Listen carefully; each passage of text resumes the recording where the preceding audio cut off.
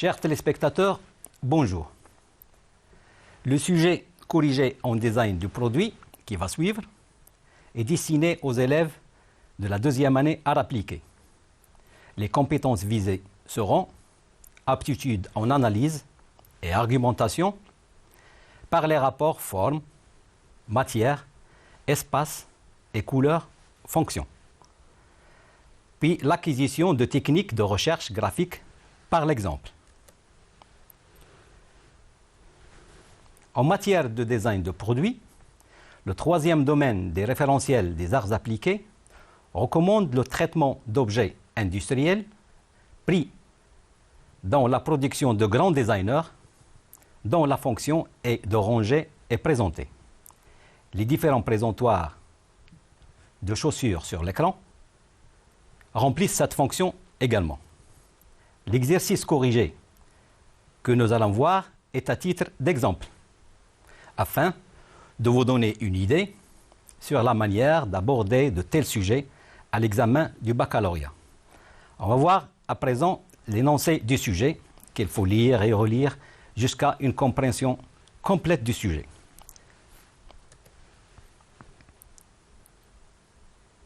Un présentoir est un petit meuble ou élément de vitrine servant à présenter des objets à vendre. Un fabricant de chaussures désire lancer un nouveau style de pantoufles de femmes pour l'hiver, dans le but de valoriser son produit dans les magasins de vente. Il commande alors un présentoir où l'on peut admirer cette nouveauté, mais également reconnaître son image de marque. Pour cette tâche, on vous demande de concevoir le présentoir commandé. Bon, comme travail demandé, en phase d'analyse, vous devrez analyser l'un des présentoirs en page de document, de sujet, à travers les rapports forme, matière, espace et couleur fonction. Puis, justifiez votre choix d'analyse. Puis, en analyse graphique, vous devrez faire des relevés graphiques des présentoirs 1 et 2, toujours sur le document à l'écran, des chaussures afin de visualiser les supports de chaussures.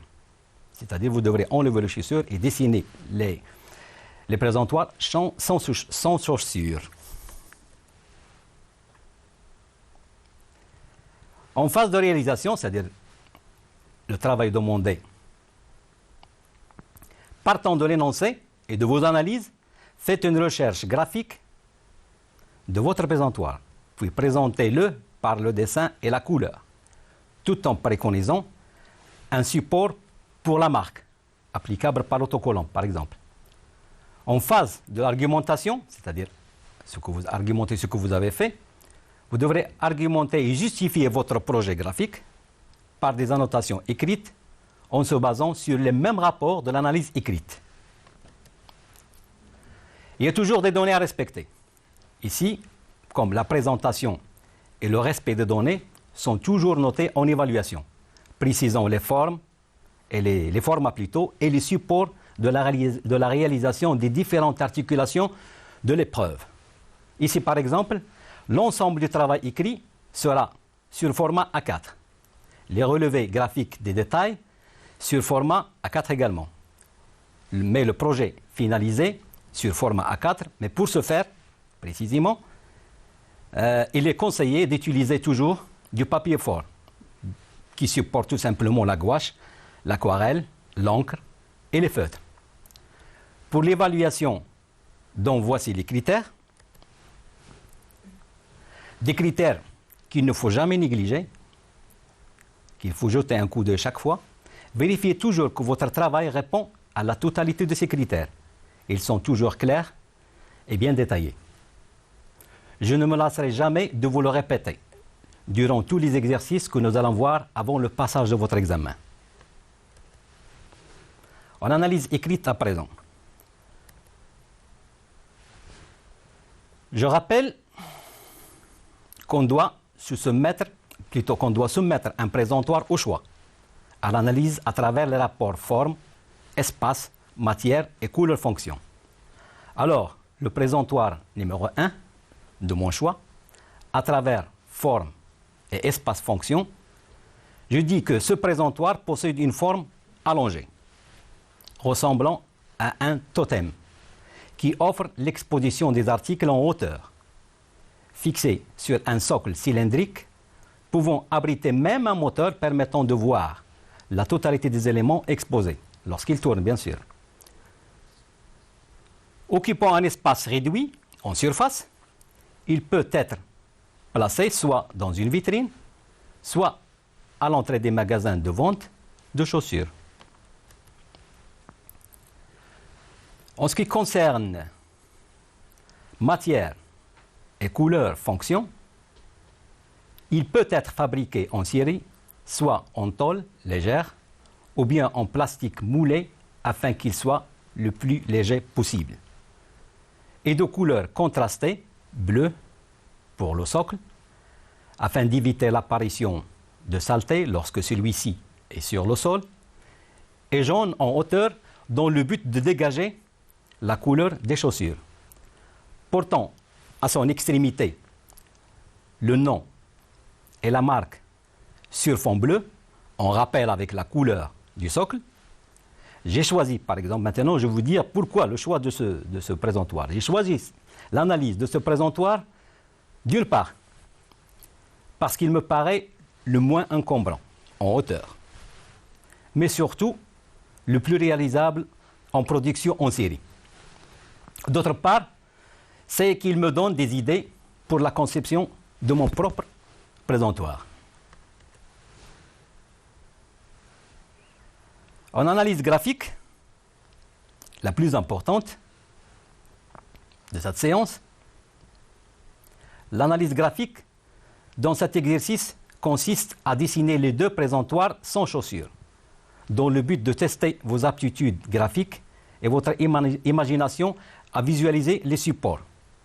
Bien sûr, le support de chaussures. Les croquis sur l'écran illustrent le travail demandé. Suivant.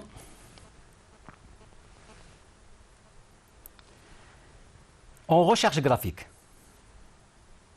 En recherche graphique, il est recommandé d'entamer toute recherche en allant du simple au compliqué. C'est une chose normale. C'est ce que nous allons voir en passant notre présentoir par le même chemin. C'est à travers ce parcours qu'on peut constater à quel stade notre objet de design va s'adapter le mieux en forme et fonction. On va essayer tout d'abord le plan. Le plan, très simple, il permet par les actions de pliage, enroulement et enfoncement d'arête, tout en prenant dans l'espace des postures verticales, horizontales et obliques, donner une infinité de volumes simples et compliqués, capables de donner naissance à un design original. L'exemple sur l'écran montre ce que peut donner une telle recherche sur notre présentoir. Passons à présent au volume simple. Les volumes simples à arête à présent.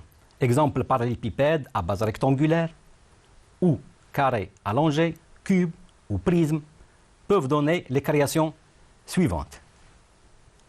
Par les actions du retrait et du rajout du volume au volume de départ, quelle que soit sa forme, peut donner naissance à des volumes allant du simple au compliqué, qui peuvent répondre aux besoins du design recherché. Les exemples sur l'écran, exemple parallélépipède à base rectangulaire ou carré allongé, cube ou prisme, peuvent donner les créations suivantes. Par les actions du retrait et du rajout du volume au volume de départ, quelle que soit sa forme, peut donner naissance à des volumes allant du simple au compliqué, qui peuvent répondre aux besoins du design recherché. Les exemples sur l'écran peuvent vous donner plein d'idées et interprétations à exécuter. Toujours avec les mêmes volumes à arête. Ici, nous avons le pyramide et le tronc de pyramide. Peuvent également subir le même sort, c'est-à-dire un jeu de retrait et de rajout de différentes formes au volume de départ. Ici, la forme retranchée est un prisme dont une arête arrondie, ce qui veut dire que l'on peut retrancher la forme que l'on veut. Régulière ou irrégulière, l'essentiel, c'est de viser une forme fonctionnelle ou esthétique, ou les deux. Comme c'est le cas de notre exemple sur l'écran, le retrait est à la fois esthétique et fonctionnel. Le cylindre, lui, volume tourné, maintenant on va entrer dans la série de volumes tournés, donne naissance, lorsqu'il est coupé horizontalement ou verticalement, à des ellipses. La première obtenue par la déformation du cercle en perspective, mais la seconde, une vraie forme d'ellipse par sa coupe oblique. Bien entendu, lorsqu'on coupe un cylindre obliquement, ça donne naissance à une forme elliptique, qu'il faut s'exercer à traduire en dessin, tout comme dans le plan et les volumes précédents. Cela veut dire qu'une maîtrise des tracés et de dessin des volumes sectionnés s'impose pour arriver au résultat sur l'écran. Le cône, volume tourné aussi, et le tronc de cône, comme vous le constatez, peut subir les mêmes déformations que le cylindre, seulement avec la contrainte du cône, c'est-à-dire une diminution de son diamètre en allant du bas vers le haut, c'est-à-dire vers le sommet. À présent, nous avons la sphère et la demi-sphère, tout comme le cylindre, le cône et le tronc du cône, en subissant à son tour de différents aspects de coupe, dont le but de créer un vide, quelle que soit sa forme, fait apparaître des ellipses ou des portions d'ellipses à construire par transparence, tout en choisissant l'angle de vue qui peut mieux renseigner sur l'action qu'il a subie. Et cela est valable pour tous les volumes, bien sûr. Sinon, on risque de ne pas comprendre le volume désiré. Ici, la sphère portée par le cylindre, vue légèrement d'en haut, nous informe qu'on lui a retranché 4/6 opposés 2 à 2. Enfin, comme vous venez de voir, cette recherche, par l'exemple, à travers les volumes simples, peut vous éviter un long tâtonnement le jour des examens. Passons à présent à notre sujet.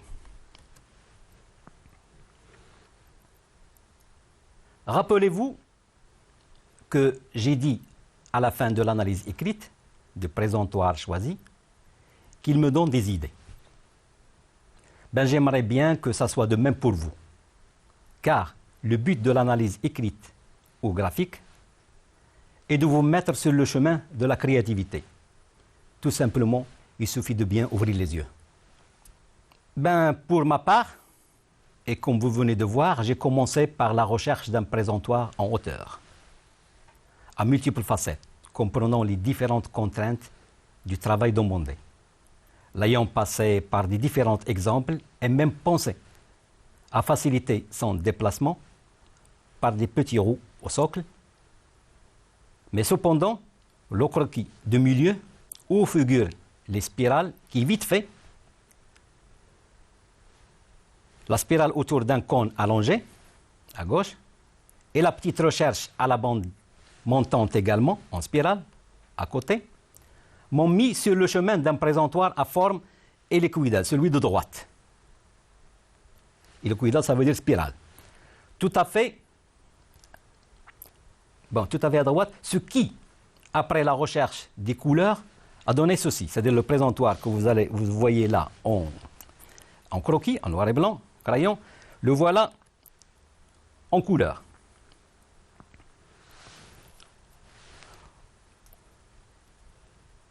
Comme vous remarquez, l'information sur les couleurs est simplement au crayon de couleur, qui remplissent ici cette fonction, puisque la technique est au choix.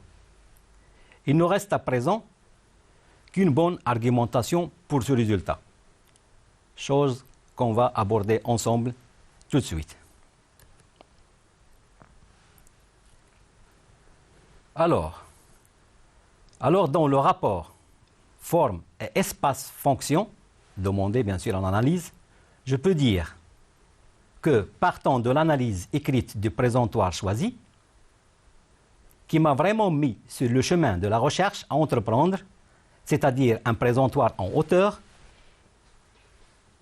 qui n'encombre pas l'espace, j'ai finalement opté pour une forme de présentoir hélicoïdal, spirale, dont la taille des pantoufles dessus, que vous voyez posées au-dessus, nous renseigne sur les dimensions, des dimensions qui ne dépassent pas 1,50 m de haut, avec un socle de 60 cm de diamètre, qui peut abriter un moteur permettant au présentoir de tourner en suggérant par l'effet hélicoïdal une montée de bas en haut des articles présentés, c'est-à-dire en mouvement. Lorsqu'il est en mouvement, il anime tout ce qui est présenté. Le rajout des roues sur le socle facilite le déplacement de celui-ci par simple poussée, ce qui lui offre la possibilité d'être placé en vitrine ou à l'entrée des magasins. Quant au rapport couleur et matière-fonction, je peux dire que le cylindre central, au centre, support de l'hélice, en forme de rouge, de rouge à lèvres, bon, c'est fait exprès, affirme la féminité des articles